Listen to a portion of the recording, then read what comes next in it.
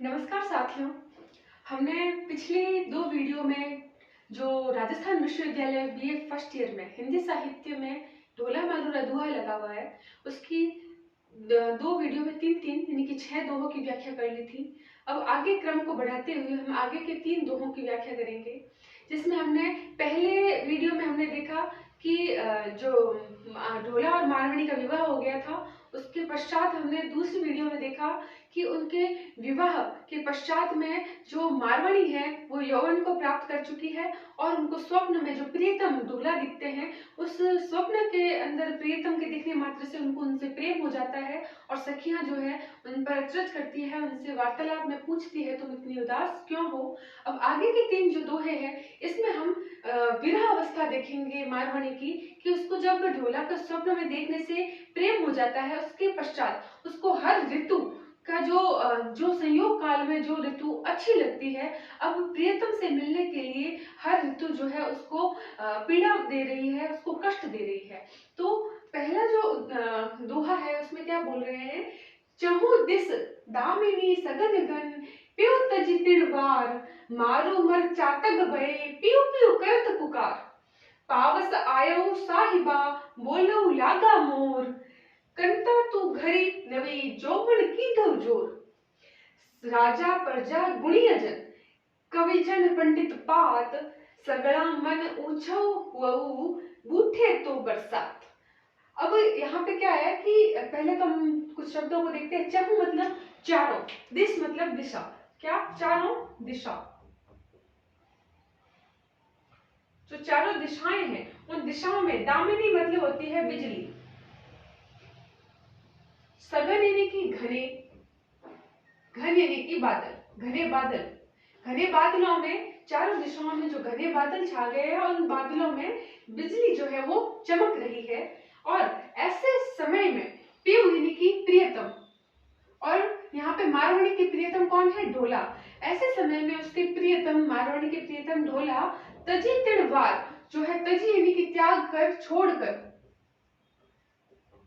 तिड़वार किसी अन्य स्थान पर है, उनको छोड़कर, किसको, मारवाड़ी को ऐसे समय में छोड़कर जब चारों दिशाओं में वर्षाकालीन वातावरण छा रहा है, अर्थात घने जंगलों ने चारों दिशाओं को घेर लिया है और उसमें बिजली जो है वो चमक रही है। और ऐसी स्थिति में मारवाड़ी कह रही है कि मेरा प्रियतम मुझे छोड़कर किसी अन्य प्रदेश में रह रहा है, मारो मर चातक भय।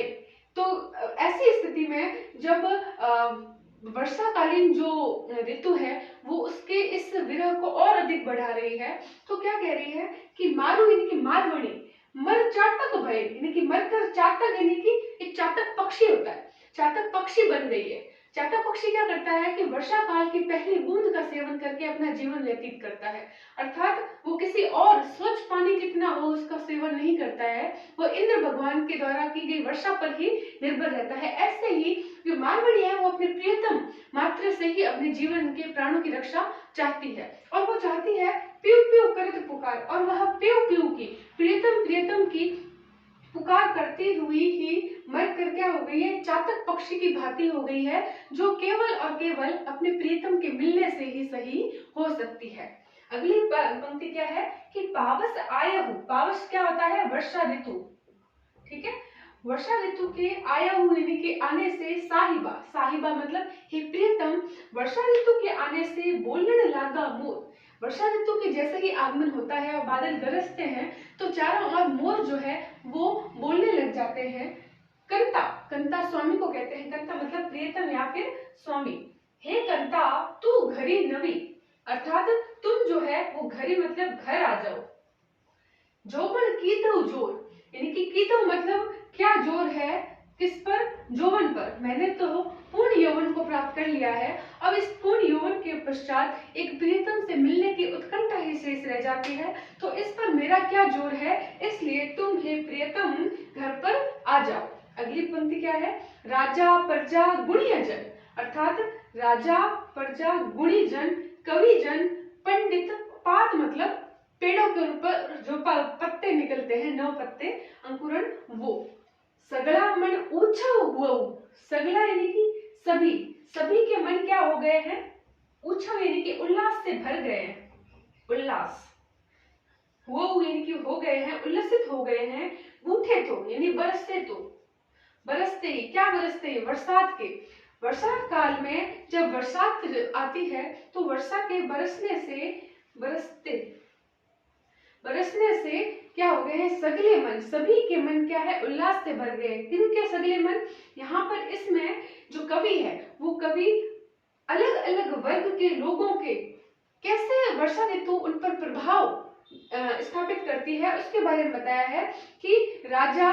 और प्रजा, उसके लिए वर्षा ऋतु में नए नए फसलें उगेगी, राजा की जो प्रजा होगी वो खुश होगी तो उसका पोष भी बढ़ेगा, और प्रजा में शांति रहेगी तो उसका राज्य काज भी बहुत अच्छे से चलेगा। तो वर्षा ऋतु इसलिए उनके लिए अच्छी है। गुणीजन जो होंगे वो इस वर्षा ऋतु के अंदर अच्छे अच्छे अपने गुणों के माध्यम से अपनी बातें रखेंगे। जब सभी खुश होंगे तो गुणीजनों की कही गई बातों का ध्यान रखेंगे। ऐसे ही कवि जन है तो कवि के लिए एक रचना का माध्यम होता है प्रकृति, और उस प्रकृति के माध्यम से वो बहुत अच्छी कविताएं लिखते हैं। पंडित और पात जो पेड़ होते हैं उन पेड़ों पर नव जो पल्लवन होता है वो भी वर्षा ऋतु में, वर्षा के बाद में जो प्रकृति खिलती है वो, तो वर्षा ऋतु सब पर जो अलग अलग प्रभाव जमाती है उसका चित्रण करते हुए बताते हैं कि इस वर्षा ऋतु में जब हर वर्ग जो है वो उल्लसित हो जाता है, उल्लास से भर जाता है, नव उल्लास उनमें व्याप्त हो जाता है, तो ऐसे समय में हे प्रियतम क्या मैं उल्लसित नहीं हूँ, मुझे भी उल्लसित होने का अधिकार है। इसलिए प्रियतम तुम ऐसे वर्षा ऋतु में भी मुझे छोड़कर किसी अन्य स्थान पर हो, तुम मुझे लेने के लिए या मुझसे मिलने के लिए यहाँ पर आ जाओ। तो इसमें पूरा विरह बताया है और अलग अलग यहाँ पर इसमें चातक पक्षी की तुलना उपमा दी गई है तो उपमा अलंकार हो गया है। और इस प्रकार यहाँ पर जो अलग अलग वर्गों के बारे में बताया गया है, इसमें अनुप्रास अलंकार की आवृत्ति तो है ही बार बार। और आपको मैंने जो पहली वीडियो बताई थी जिसमें मैंने सप्रसंग और काव्यगत विशेषता जो बताई है वो ढोला मारू न दूहा की प्रत्येक व्याख्या के अंत में वही काव्यगत विशेषताएं जो है वो आएगी। तो इसके लिए आप पहली वीडियो जरूर देखें और हम अब अगली वीडियो में और आगे की 3 व्याख्याएं देखेंगे। धन्यवाद।